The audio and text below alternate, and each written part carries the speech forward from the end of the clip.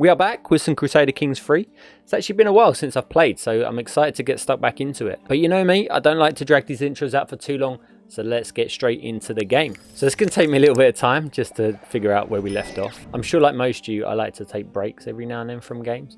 And I've been playing a lot of Euro Truck Simulator. I play so many different types of games. I never like to play the same sort of genre of game. And I'm actually curious, like if there was one game that you could suggest that I play, like out of all the games that you've played, what would it be? Let me know in the comments. So one thing we got to look at now is that we are getting a lot older, like because we're 67, so I'm pretty sure our days will be numbered soon. It's very hard to say when we are actually going to die, but I imagine it's going to be soon. I mean, we could live to like 80, I guess, maybe like even 90, but I doubt that. So therefore we want to be looking at our heir, and he's currently 18 at the moment. So he's a good age. Like if we was to die now, he's actually a good age to take over. I think the worst thing is when you have like an heir and he's like 6 years old and he takes over the throne.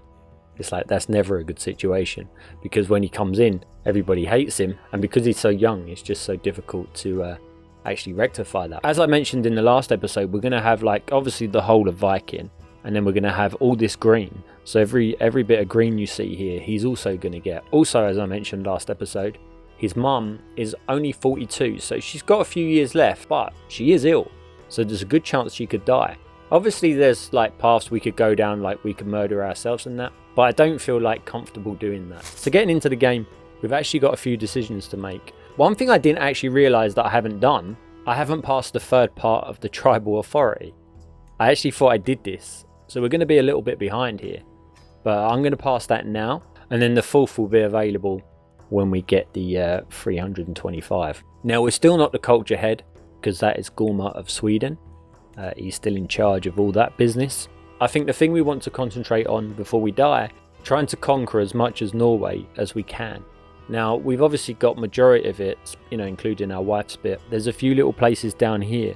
Now if we actually look at Norway on the map here, it kind of goes like across here, this little border. And the reason I bring that up is because I don't want to start eating into Sweden. If we get these places here, for example, all that's going to do is it's going to open the door for Gorma to want to break the alliance that we have and, you know, come for our land, because we're going to have part of Sweden. So I don't really want to be taking any of Sweden, which then brings us into this little section here. So we want to take this part here, and we want to take these two duchies here. And then that pretty much gives us the whole of Norway, apart from this little bit down here. This little place here, this is going to be a bit of a problem because it's owned by Sweden at the moment. We don't want to go to war with Sweden. So take it that's going to be a problem. But I don't think it's going to be like, it's not going to cause us any issues because obviously we'll have the majority of Norway. We should be able to form the Kingdom of Norway. And then maybe we can take that over further down the line with other methods. But for now, we've got to concentrate on taking these two places. Okay, so that being said, this guy, I mean, look at him. He's 14 years old. He's really not going to give us much of a problem. He's got no allies, but he has got 2,000 men. We have 2,780, so we do have him outnumbered, and we also do have alliances, so taking these two duchies shouldn't be too much of a problem. I think the problem we're going to have is when we move to this place, because looking at this guy's troops, he's got 1,100 men, which isn't a problem, but then his allies have got, like, he's got 1,500, he's got 700, and he's got 400, so that's like another 2,500, 3,000 troops. Add that to he's looking at 4,000 troops. So taking that bit of land is going to be difficult. But we do have our allies, and obviously when we bring our allies into it, we massively outnumber them. So it shouldn't be too much of a problem, but that mainly is because of Sweden. And, you know, when you look at Sweden, you can see why I don't want to go to war with them, because they are a massive ally. And we want to do everything that we can not to break that bond. So one thing I'm not too sure about is what this Northman army is.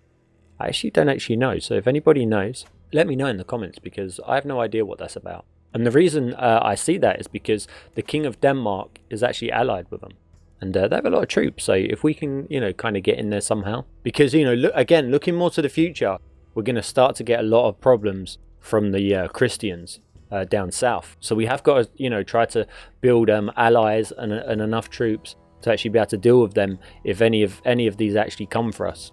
Which I'm sure will happen at some point. So I actually decided I'm going to get a claim on one of these little bits of land, just to help us save on the prestige and that. And in the meantime, we're actually going to see if we can kidnap some princesses, you know, just to see if we can help out the realm a bit.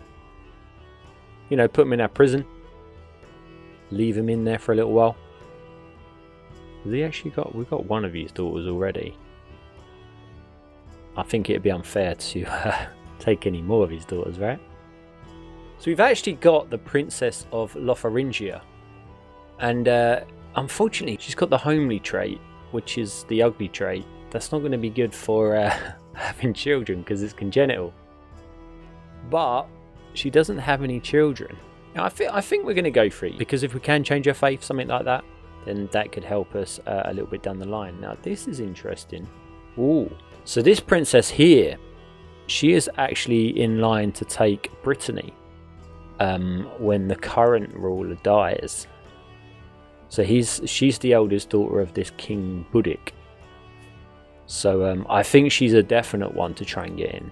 So if we can try, I mean, hopefully we can get some agents on this. We haven't really got the money. You know, we could actually make some good moves here, because even if, say, we can change her faith and then maybe kill off the current ruler, you never know. We could start to spread our religion over here to keep France busy. So we're going to look into that. Going to see if we can get any agents on it, which 60 is so much money. 55.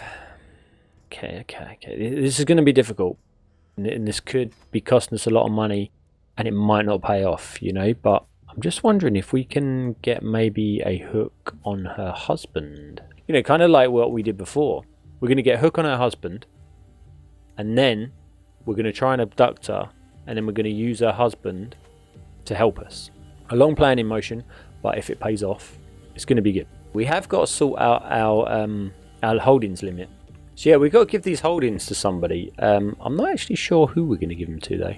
The obvious choice would be our current heir, but the trouble with that is that he can then marry himself, which I don't really want that to happen. If he gets to like 20, 22, then we can start thinking about getting him a wife and sorting out some children. But for the time being, we're just going to wait. I'm going to give one to our steward. All we have to do is we have to make sure that they're not too powerful, and then we should be okay. Let's give one to one of our champions. Why not? He's got 100 opinion of us. But we don't really have to think about that too much at the moment. It's going to be the opinion that they have of our heir. Because when he takes over, you know, we don't want him to have too many issues with vassals. The reason I don't like marrying the princesses is that then it gives you an alliance. And usually they won't marry you anyway because of the different faith and everything else. So this is for our hook. Because we got the gregarious trait, we can actually pick this one. So I guess I'm going to pick that one. Took Alvor. What? Hold on a second. That's our daughter. He took her as his concubine. Who is this guy? There's literally nothing we can do about that. That's interesting. I'm pretty sure she did have a husband, but obviously not. Our son's in prison? What is going on with our realm? Okay, let's... how much to ransom him? 25, yeah. Take the 25. Get him out of prison. She's actually... yeah, she's a concubine of somebody. I don't like that. I mean, our children should be, like, higher up than being a concubine for somebody. Do you know what I mean? So I kind of feel like we failed her there. But what can you do, eh? Now, wow. This is our eldest daughter. And she is having a rough time. She's flagellant, so she likes to whip herself. Not good. What is going on with you? Right. Let's get her to our court. Can we do that? Yeah, use the hook. Get her in our court. Keep her safe. Come on, what is she that? She needs to change to this faith. It's her mother, isn't it? Inga. Causing us too many issues, Inga. Right, find her a spouse. We're going to go for someone with good prowess. This guy's got hail. How old is she? 48? He's 43. Yeah, I like it. Can we do a matrilineal? We can. Right, you get married to him. He will protect you. My agents have noticed that my acquaintance seems to have some fairly regular habits. So do we observe them? Good question. I guess we do, yeah. Because we got the schema trait. Let's do it. Oh no, the plot's been discovered. And this is to get a hook on him. This was a big one. Damn it. We can't even get any agents on it. It's gone down to 10%. That is crazy. I might have to abort this, guys. He is ill though. So he could be on his way out. But that doesn't help us with her. Okay, we're going to abort that. How's our claim getting on? We've got 13 months on the claim, so we will wait for that to come through. Right, okay. So our wife, she has asked us to go to war with her again. Now, this is the guy that we were actually going to go to war with ourselves. Is she actually attacking him? She's actually doing a holy war for the whole part of his land. Right, so that sounds great, yeah? First off, you're thinking, okay, great, let's go and help her take it. She gets the whole of his like land, which is all of this. And then, you know, great, our heir gets it when we died, as we spoke about before. But remember what I said about Sweden? That means we're going to own part of Sweden. So therefore, Gorma's probably going to think, I want to get that little bit of Sweden. Let's go and attack them. So it's a risk. It's very risky. But it is a big reward, because if we manage to pull this off, she's going to get so much land from him. And we can't really turn her down, can we? Because if we say no, she's still going to go to war with him anyway. So I guess we got to help. I guess we have to. Like, our hands are tied, really. We just gain too much out of it to not do it. But like I say, it is going to open us up for Sweden to come for us a little later down the line. But what can you do, eh? What can you do?